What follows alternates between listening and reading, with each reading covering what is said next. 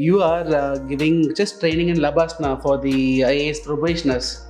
So, can you tell about your experience in training the IAS probationers, IAS officers in Labasna?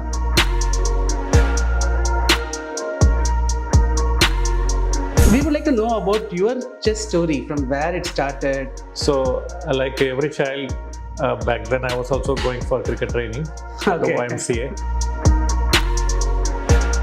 So, many times what I see with many students, they feel if I go to a good trainer, they will make me a strong player.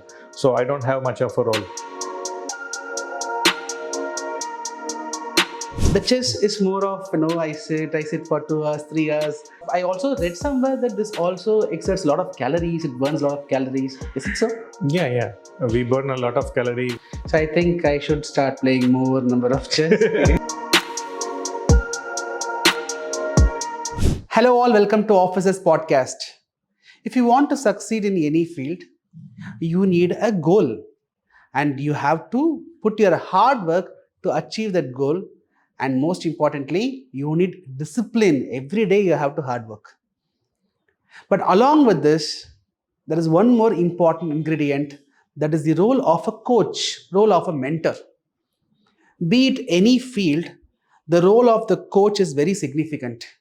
Be it sports, be it competitive exam, or you are running a startup, you want to improve your startup, you need a mentor to scale up your business. You need a mentor to improve your sports activities. You need a mentor to achieve the desired result. So, in today's podcast interview, we have one such most sought after chess mentor with us. Not just in India, he is the most sought after chess mentor in the world. He has been selected as the best coach of the year by FIDE, International Chess Federation. He has been given the award of Best Coach of the Year by Sportstar. He is the head coach of Officers Pill Club in Norway, which is run by none other than the world number one, Magnus Carlsen. He is the official coach of Romania Chess Federation. More than 40 of his students have won international championship. They have got international titles. To name a few, Grandmaster Praggnanandha, Grandmaster Vaishali, Grandmaster Aravind Chidambaram, Grandmaster Karthikeyan. The list goes on. All are mentored by our special chief guest. He has also authored many books related to chess. His recent work on how to improve the chess calculations have secured the best chess book of the year title as well. Today we are glad to bring Grandmaster, the mentor, R.B. Ramesh to our Officers Podcast. Welcome, sir. Hello. Nice meeting you. Yes, sir. So, it is said that India is the origin for the chess game. It is said that from the Gupta period, for the last 1500 years, chess is being played in India. At the same time, some are also of the opinion that it has some Egyptian origin. So, I would like to know from you, what is this story behind the chess origin? Yeah. So, from my young age, I've heard that chess originated in India, the name of Chaturanga. So, Chaturanga is, Chatur is 4, Anga is parts. So, basically like 4 parts of the army. So, we had the elephants, horse, soldiers, and camel army. So, these were supposed to be the 4 major forces in the army. And it is supposed to have originated in India. And later, when the Persians came, they took the game and it went to, through the Arabs, it went to Persia. And from there, it went to Europe. And in Europe, many of the modern rules came into place. Some old rules were replaced by modern ones. And then from there, it became extremely popular in the Soviet Union. Okay. Because the last century, we had a Cold War between the US and the USSR. Okay. And they wanted to show that they are ahead than everyone else in every field. So the Soviet Union government, they decided to teach chess everywhere to everyone and build a very intelligent population. So they felt if everyone knows how to play chess, they can create an intelligent population, and then they can be better than everyone else in whatever other spheres they aspired for. So Soviet Union was the dominant force in the last century, and then when Soviet Union broke in the early 90s, many of the trainers and players, they started moving to Europe and US, and the game also picked up in Europe and US as a result. And since 1988, when Vishwanathan Anand became Grandmaster, India is also coming into the radar in a big way. Okay. So I was about to ask this because the origin, the roots can be traced in India, but when compared to other sports, chess is little less popular in India, right? What could be the reason for that? One, chess was not very popular till Vishwanathan Anand became India's first Grandmaster, as I mentioned in 1988. So we did not have for any sport to be popular, we need some sporting heroes, some stars who can attract the audience imagination. That did not happen till Anand came into the picture. And subsequently, in the year 2000, he became world champion. So that was the first Indian to win the world championship title in chess. So since then, chess is getting very popular, especially among young children. And also during the COVID, chess became extremely popular online. So now it is considered the most popular esport. And there are many websites which has millions of paid subscribers and so on. And in Europe also, the game is becoming much more popular, and so is in India. So as you are mentioning about Vishwanathan Anand's achievement, so there are others like Manuel Aron, the international master, and even the first women grandmaster, if I'm not wrong, yes, Vijay Lakshmi was also from Chennai. Vishwanathan Anand is from Chennai. So everyone is from Chennai. When it was a less popular game and sport, how come they were able to get that inspiration? So as I was mentioning, Soviet Union took up this game in a big way. They wanted to be the best in the world.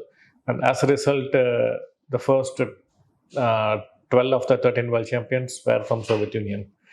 And India was very close to Soviet Union around this point. Okay. And during the Cold War, India was more aligned with the Soviet Union than with the US. So Soviet Union, they built 4 chess clubs, prominent chess clubs in India, the 4 major cities like Delhi, Kolkata, Mumbai and Chennai. And so in Chennai, we had the Tall Chess Club. And that's where young Vishwanathan Anand, when he was very young as a school kid, he used to go there and play with the others and learn the game. So that was a popular meeting point for chess enthusiasts in Chennai. So other cities did not have. The clubs in Delhi, Kolkata and Mumbai, they were not very patronized well by the public. But the one in Chennai, many players came and participated and learned the game. So we have a big history associated with Chennai. And as mentioned, Manuel Aron was India's first international master, Anand first grandmaster, and Vijay Lakshmi first women grandmaster, all from Chennai. And I was also, when I was a young kid, I used to visit the Tall Chess Club. So that is one of the reasons why I would say Chennai is doing well in chess. So we were using the terms international master, grandmaster, women grandmaster. So there is a popular misconception about these titles. Everyone have their own understanding. Even for a very long time, I was under the impression that in a year there can be only one grandmaster. It is the most prestigious title one person can achieve in a particular year. So for the common audience, can you please brief us about the different titles associated with this chess? Yeah, so basically like among the formal titles, the highest is the World Championship title. So there can only be one world champion, and we have a world championship title for the men and for the women separately. The women can compete and become a world champion in the open section as well. And apart from the world championship title, they also have 2 other prominent titles, the highest among which is Grandmaster title, and the other is International Master title. And similarly for women, we have Women International Master and Women Grandmaster titles, which men cannot obtain. So the Grandmaster title and the International Master title, how it works is there are many international tournaments happening, and we have to compete in 3 international tournaments and meet certain stipulated requirements. And if we do that, we will be given a certificate. So if we do that in 3 international tournaments, 3 different tournaments, we get 3 certificates. And with that, you can become an international master or a grandmaster. Okay, okay. Yeah. So I have also heard that these are something related to do with some points. GM means they have 2,500 Yes. points. Can you brief us about the points? Yeah, so in chess we have a FIDE. FIDE is the World Chess Association name, and it is based in Switzerland.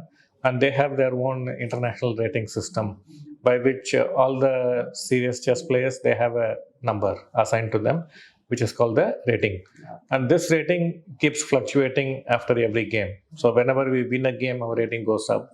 If we lose a game, the rating goes down. Okay. And if we make a draw, then it depends on our opponent's strength. If they are higher, our rating will go up. If they are lower, our rating will go down, and so on.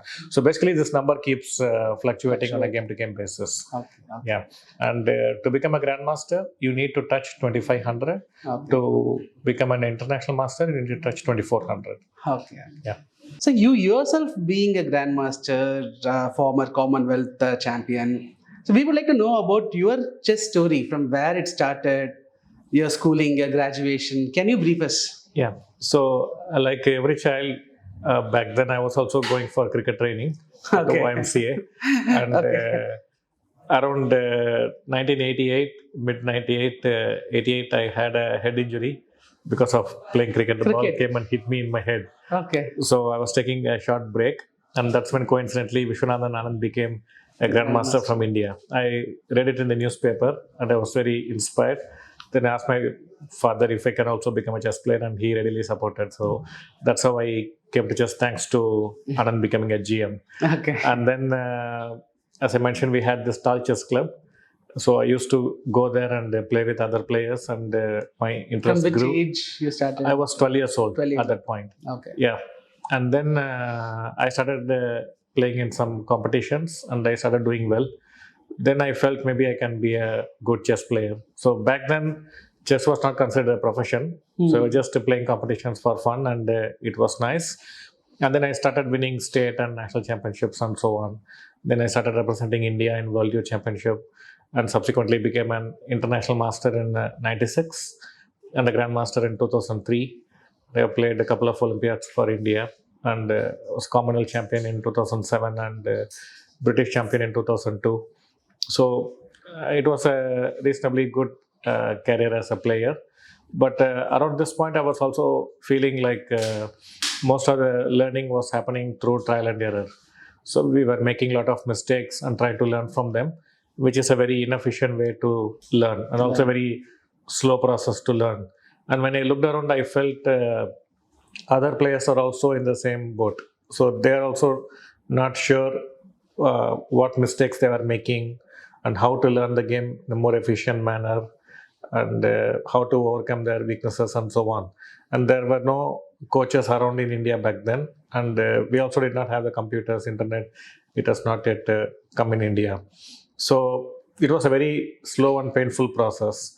So I got an opportunity to go with the Indian team as a coach in 1998 to Iran, and that's how my first stint as a trainer happened. And subsequently, I started working with many players, and they became very good players in a very short span of time. And in 2008, I was working with Indian Oil Corporation as deputy manager, and was also the Commonwealth champion at that point. I quit both my office job and also the playing career, and started Chess Gurukul in 2008, and last 15 years a full-time trainer. So, being a chess mentor, so I may be wrong, sir. Correct me if I'm wrong. You train a lot of students. So when they play, I somehow feel the mentors, you also get a feeling that you are playing through them. Yeah, in a way, it is true, because we are trying to help the players to mold in a particular way.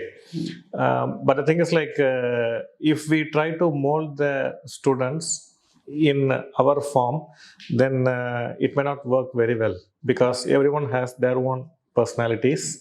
So ideally, a good trainer should try to help them evolve in their own way, not a replica of ourselves. But how they learn the game, how they overcome their problem areas, there we can have our influence, and there we can see some resemblances. So after giving so much of training, for several years of training, you take them to different tournaments. So when they reach important competitions, they do some mistake or they face some defeat. How dejected you will feel? No, I don't get much dejected because of this. Because what I have seen is like when I was a player, losses and defeats and victories, it will have more severe impact, especially the losses. Like when we lose games, we start doubting our capabilities. We think maybe we are not good enough, and we lose confidence. We get doubts in our mind, and this can impact the quality of our training also. Then we are not training enthusiastically with confidence, so we become very upset and dejected and lack of hope. So I quickly understood that it is very important to teach the players how to handle these disappointments. And so the way I explain to them is like, currently everyone sees win as something good and losing as something bad, but I try to tell them it's like win and losing, it's like two different experiences, and these are bound to happen many times. And we have to learn to see them as two different experiences. From both these different experiences, we can learn some useful lessons. Obviously, the win is a more pleasant experience, losing is an unpleasant experience, but it is also very essential for us to realize the kind of mistakes we make, why we make, and how to avoid these mistakes in similar situations in the future. So it's a very useful process to go through in the long run. Okay. That's how I see. So how will you, advise those who are going for the next day? They have the championship. They have to attend. They'll be having tremendous amount of stress. So how will you help them to ease their stress? What is the advice you will be providing? Yeah. So basically, like to handle the stress, it is very important where we focus our concentration. That is the So we should be very clear where we focus our concentration. Now, if we focus the concentration on the outcome, now in chess, the outcome of the game is whether you win or lose. And if you win or lose, accordingly, your rating will go up or down. So these two things, it bothers a player very much. Whether they win or lose, everyone wants to win, and everyone wants to see the rating go up. Now, this will not happen always. In sports, inevitably, we will lose sometimes. And when we lose, our rating will drop and we will not get any score for that game we lost. So, what usually happens if we focus on this outcome when we are preparing for the competition or while playing in the competition, then our focus will not be on what we should be doing. So, for a chess player, he should be analyzing well, concentrating on the game, analyzing, taking decisions. And this is what they should be doing. And if they do this well, usually the outcome will be positive. Yeah. And if they don't do this well, the outcome will be negative. So most players, what they do, they are just worrying, I should not lose. If I lose, my rating will go down. So they approach it with a sense of fear. Yeah. And when they do that, their concentration will not be good. So it is very important to teach them to focus their concentration away from the result and the rating aspect to something else.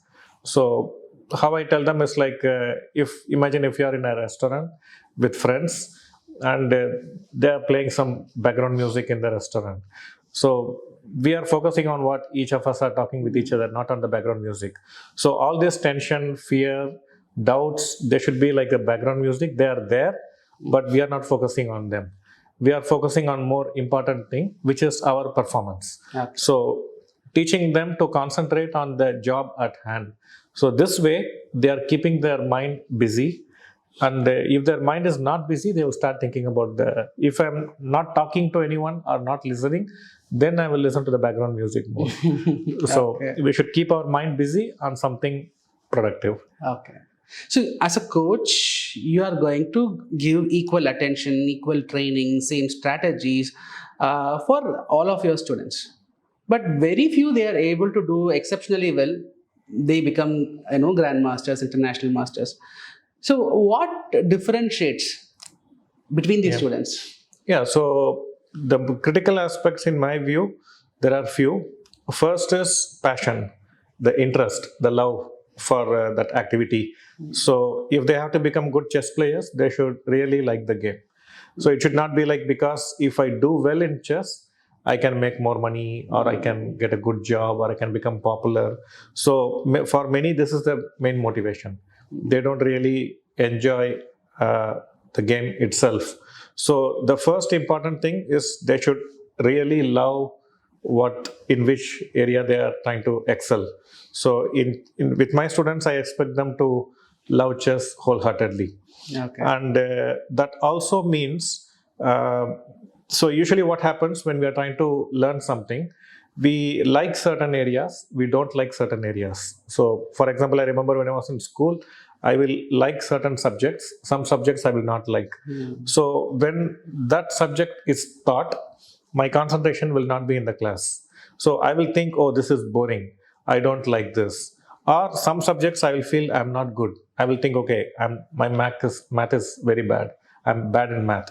So if I think something is boring, I'm not interested.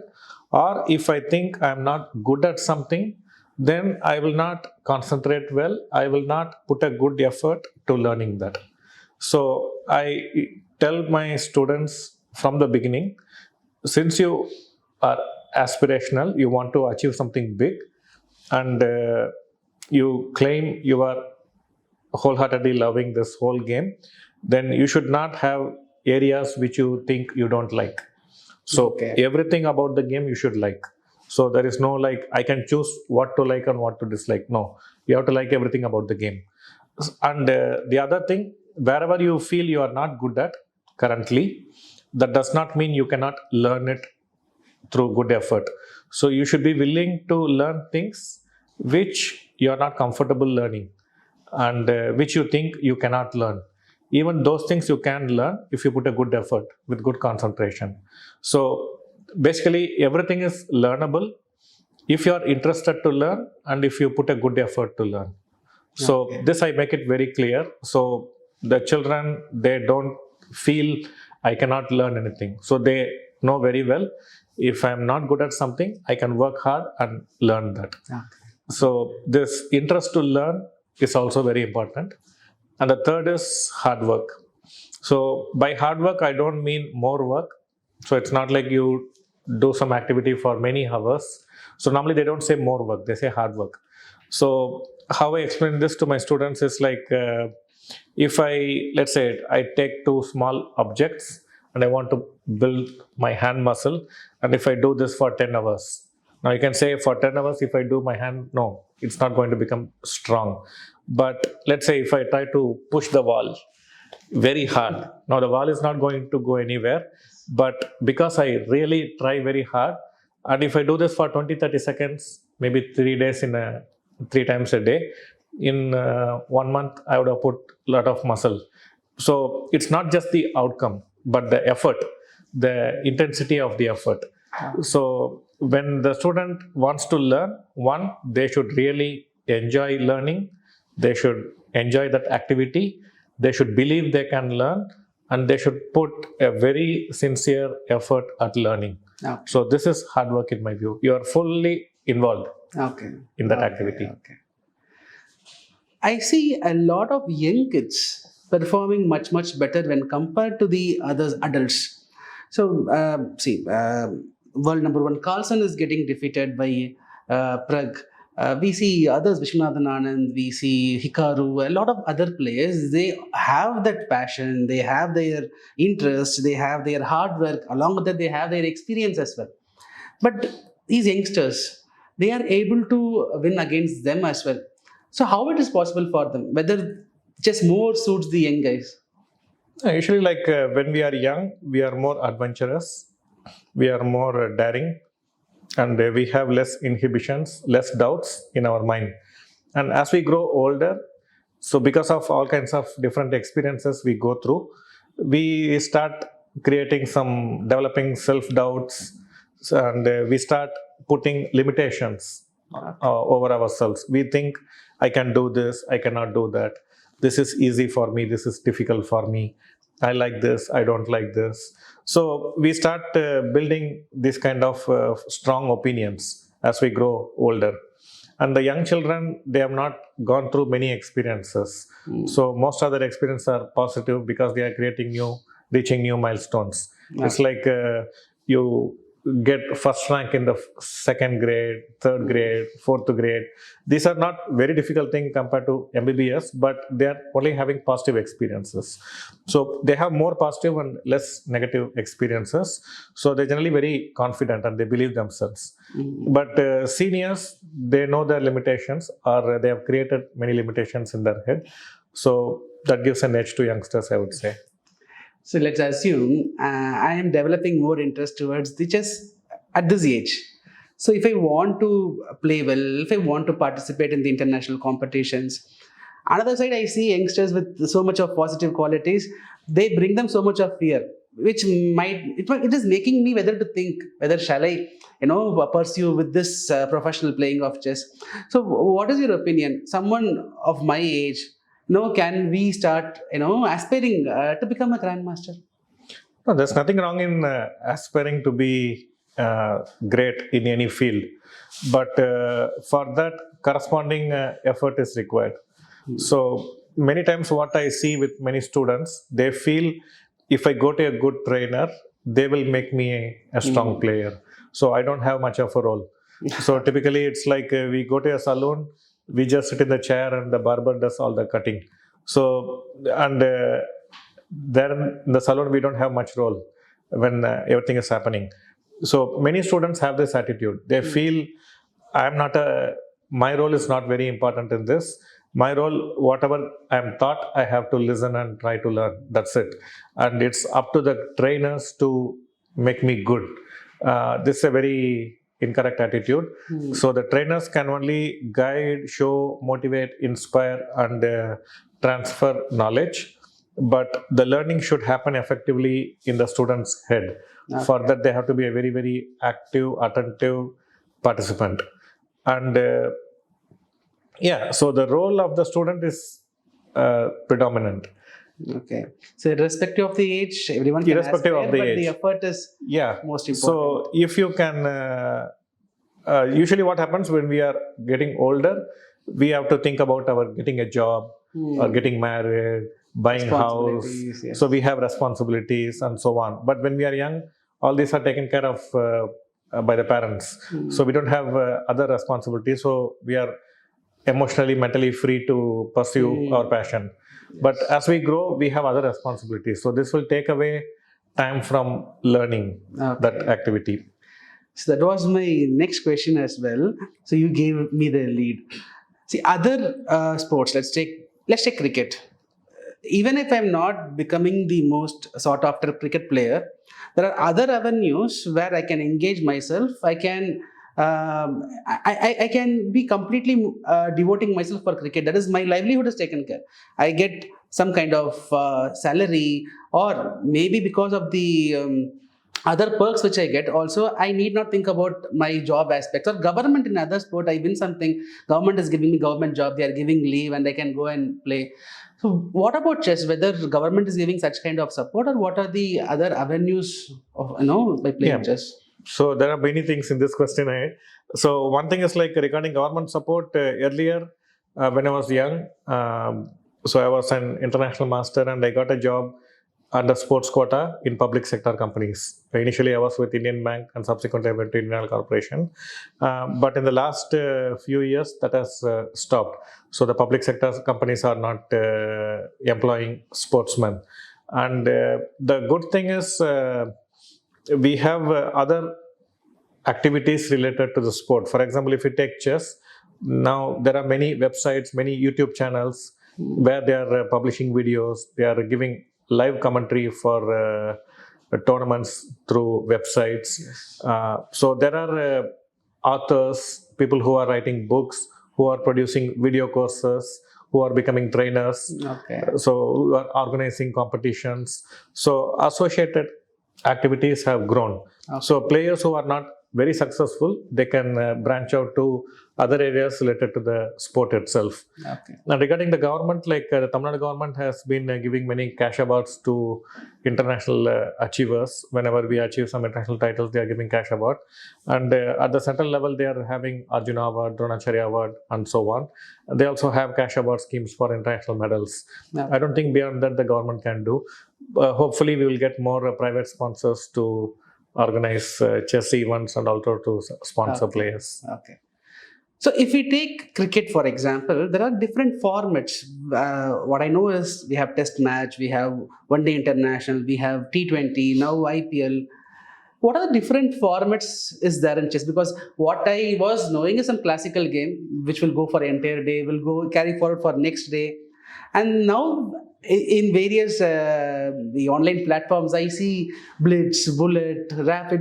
Can you brief us the different formats? So basically, there are two major branches. One where we play the game in person with another human being who is sitting in the same room, and this is a face-to-face playing, and the other is playing online, where two players are playing each other, but they are from any part of the world. So I can sit here and play with someone from Japan and so on. So in this is one is online, the other is offline, and in both in offline we have three formats similar to what you mentioned in cricket, like test match, one day, and T20. We have standard time control, which earlier used to go for a few days also, but predominantly now it can go anywhere from 3 to 6 hours per game. So this we call it as standard time control. And the shorter version is rapid, which is typically 1 hour for the whole game. Each player gets roughly half an hour for the game. We call this the rapid, which is equivalent to one day international.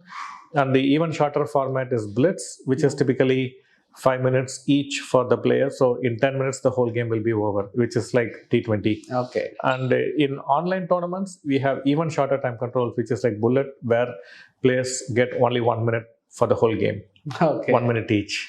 So in 2 minutes, the whole game will be over. Okay. So now another question again. So in cricket, I have some idea about the tournaments. Okay, we have World Cup, we have Test Championship. So similarly, can you brief us on the different tournaments, championship in with chess? So at the highest level, we have the World Championship, where only two players compete. The current world champion and someone who is going to challenge him. We call him the challenger. And there is a qualification process from which one person will be selected who will play against the current world champion. So this happens once in 2 years. And this happens for men and women separately.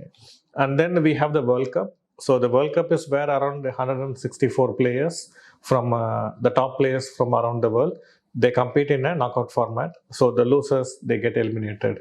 And so it will be a quarter-final, semi-final, final, and you will have eventually have a World Cup winner. So this is another big event. And we also have many official continental championships like Asian Championship, European Championship, African Championship, and so on. So every continent has their own continental championships. And we also have team events. So the team events also, we have the World Team Championship, where the best teams from around the world, they compete. And this happens once in 2 years. We also have the Chess Olympiad, where around 190 countries, they will send their teams. And it's a mega event. It happens once in 2 years as well. So these are the team events. Okay. I want to know about the social life of the chess players, because I see they look more serious, and when compared to other sports, I see more seriousness, more stress is associated, and I want to know their social life, whether they will also hang out, they will also have their time, watch movies. Yeah, typically like chess players, we have to travel a lot. So chess competition will go for 9 days. Okay. And so you are in a hotel, and then you're going to the venue, competing, and then coming back to the hotel. But usually like the same players will be competing, and you're making good friends, because for 9 days you are with a certain group of players. So there are many good friendships within the chess community, and typically a chess player is more close with another chess player. So among the chess players, we have a very good social life, and it's a vast community. So someone from India, you'll have friends in every country. So because we play mostly in Europe, so we have many friends in Spain, Germany, France, Italy, and so on. Okay. So we have many friends, and we are also very close online. Okay. So why I was asking this question is, so of late, I was developing some interest towards chess, and there are some casual chess tournaments conducted by various chess clubs in Chennai. So weekends I used to go. So one of the recent chess tournament, one kid, 8 years old, was defeating all the big players, all 6 rounds. He was smashing everyone. And during the prize distribution ceremony, he was constantly thinking. I somehow felt that he's thinking about his moves, right, other strategies. He's 8 years old. He has won. He has defeated so many people. He should feel so happy. That excitement was actually a little missing. So I was just making me to think that will they be so serious always, or will it take so much of time for them to come out of that game? Yeah, so if they have played all the 6 games in 1 or 2 days, then it will be you're very intensely associated, involved in that activity. So it may take some time to come back. And as you mentioned, the child is only 8 years old, so they don't have that maturity to step back quickly. Okay. So it's like many times what happens if I remember I took my daughter to Doctor Strange movie. So after the movie, my daughter and her friend. So when we were coming back home, so both the girls, they were doing like this, what the movie they were doing. So for children, they need some time to come out if they are very involved. Yes. So probably that is the case. But I've seen, especially in the last 20 years, the young children, they have a great time with friends off the board. Okay. One more thing I observed while playing in that tournament, that these young kids, they come up with some sort of like they're prepared, they're well prepared. Whatever, let's say I go for e4, they come with e5. I think I try to go for knight f3. They come up with some immediately knight c6. They have every pattern in their mind for every move, every variation. They have an idea. So with that attitude only, they are trying to defeat me. And sometimes when we make unconventional moves, we trade the queen immediately. They fumble. I may be wrong. You please correct me. That I get a feeling that the youngsters, they are able to memorize the larger openings, larger variations. I get a feeling that this game is something associated with memory power, rote learning. On the board performance is relatively less. Their preparation is so much. Am I correct, or you please It depends explain on the training. It depends on the coach basically. So if the coach is just trying to teach us by making them memorize opening part, when the opening is over, when they reach the middle game and end game, they will not feel very comfortable or capable. So a good trainer will make sure that they are trained in all the areas. So in chess, after a few moves, you will start facing new situations, unfamiliar situations. At that time, they should be able to focus well, analyze well, and take good decisions. Okay. So this is what usually the good training is all about. Okay. Yeah. Usually, parents, everyone, particularly parents, they say that kids should play, they should sweat, they should burn their calories. So any sport that will give a lot of relaxation. But here, the chess is more of I sit for 2 hours, 3 hours. I put all my conscious effort. So you said it has a lot of stress. At the same time, I also read somewhere that this also exerts a lot of calories. It burns a lot of calories. Is it so? Yeah. We burn a lot of calorie when we are even emotionally working, intellectually thinking, analyzing, taking decisions. We burn a lot of calories. And there is also a lot of stress involved because battle between two brains. So if we lose, it's very personally hurting. Like I'm not as intelligent as the other guy. Okay. So if physically, like I can just go to gym and build muscles, but in brain, this is very hard to do. So it can be quite stressful. And all this means we lose a lot of weight as well while competing. So in the last 20 years, we are also focusing a lot on physical fitness. So most of the chess players who are very ambitious, they are also spending like a couple of hours every day on some sport or gym. Okay. Yeah. So I think I should start playing more number of chess games.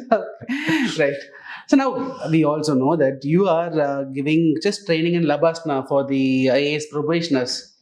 So can you tell about your experience in training the IAS probationers, IAS officers in Labasna? Yeah. So 3 years ago, we were approached by Labasna to send trainers. Like they wanted their aspirants to learn chess as well. They are introducing them to various other activities as well, and they wanted to add chess to it as well.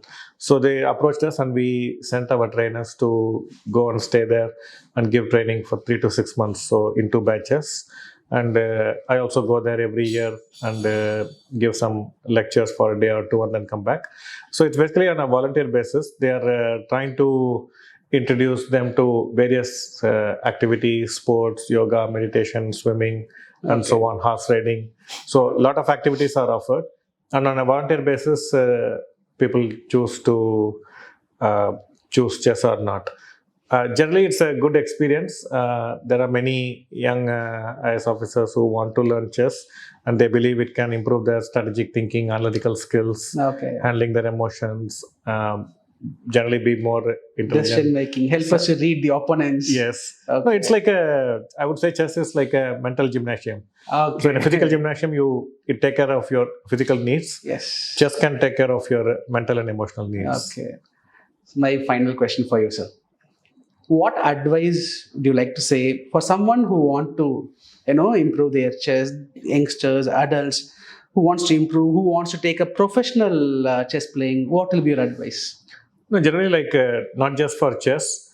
If you want to be a professional in any field, there are some qualities required. I already mentioned passion. This is very important. Whatever we are trying to do, it should make us happy, not stressful.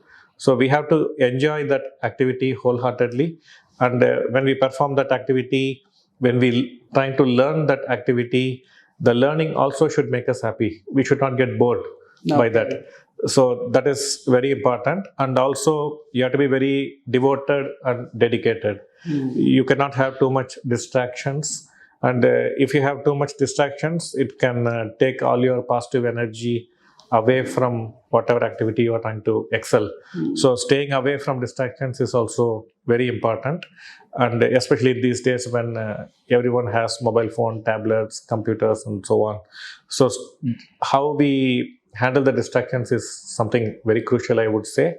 And in general, I see the learning skills of youngsters are declining. And this I have spoken with many professors in universities in Europe, in US, in India. And generally, many are seeing this. So one impact is like because of the distractions, as I mentioned. The other thing is like we should realize if you are ambitious in certain field, we have to earn it. We have to be deserving of success. We have to earn success. Just because I want to be successful does not mean I will be successful. So I have to earn it. I have to deserve it. That happens only through hard work. I upgrade my skills. Okay. So thank you so much. Thank you so much. We are so happy. We are so glad. So if we take our academy, our director, our CEO, many faculty members, they are chess enthusiasts. We used to conduct chess tournament within our faculty members. So every weekend, we allow the space for the chess clubs to have some study interaction. So your presence today is actually making us to feel more motivated and charged to improve our contribution and to enjoy this chess as a fantastic game. So thanks once again for participating in the interview, sir. I personally had so much of motivation and a great conversation with you. Thank you very much. Thanks for the opportunity.